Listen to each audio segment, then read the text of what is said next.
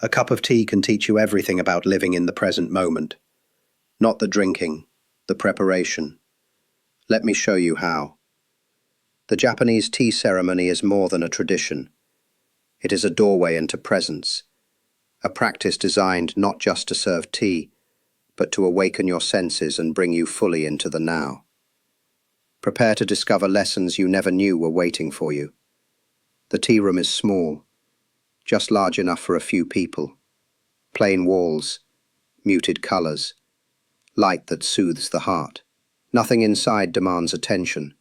Everything gently invites you to breathe. This is the first teaching.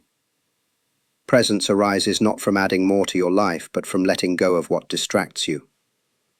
The path leading to this room is narrow, almost like a small garden walkway.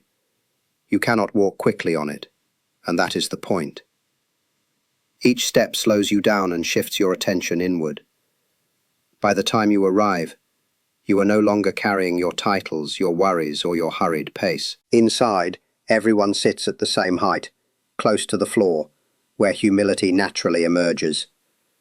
In this stillness, you realize that peace is not something to chase. It appears when we pause long enough to let it in. But here's what makes this powerful. Long before the tea is served, the mind is prepared. The host moves with quiet concentration, placing each object with calm precision. The bowl, the whisk, the ladle. These simple tools are not extraordinary, yet in this space they feel sacred. The host's movements are slow, almost like a gentle dance. Nothing is rushed, nothing is forced. The preparation itself becomes a meditation.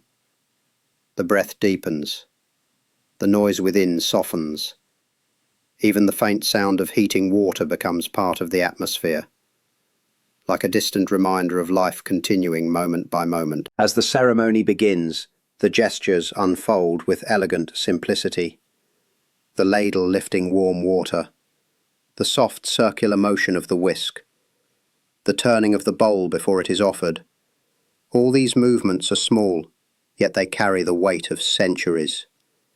To someone watching for the first time, it may seem quiet and minimal. But within these small actions lies a deep lesson. Mindfulness is not found in dramatic displays.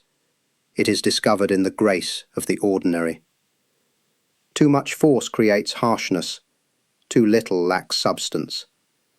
The perfect bowl of tea emerges from balance, just as a balanced life emerges from meeting each moment with gentle steadiness. Even the act of cleaning the bowl is meaningful.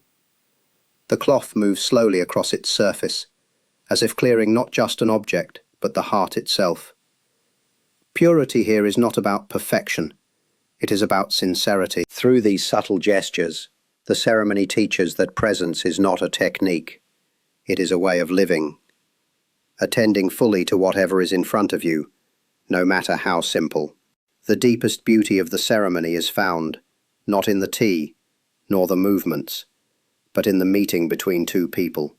The host carefully offers the bowl with both hands. The guest receives it with the same gentle respect. In that moment, no one is above or below.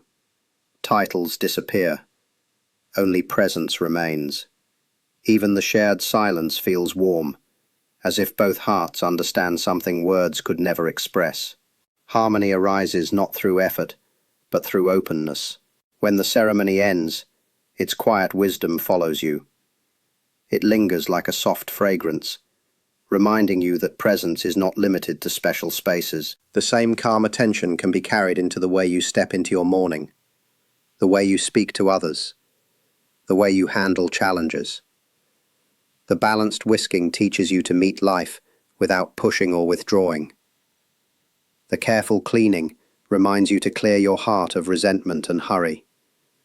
And the harmony between host and guest becomes a lesson in how to meet others, with gentleness, humility, and full attention.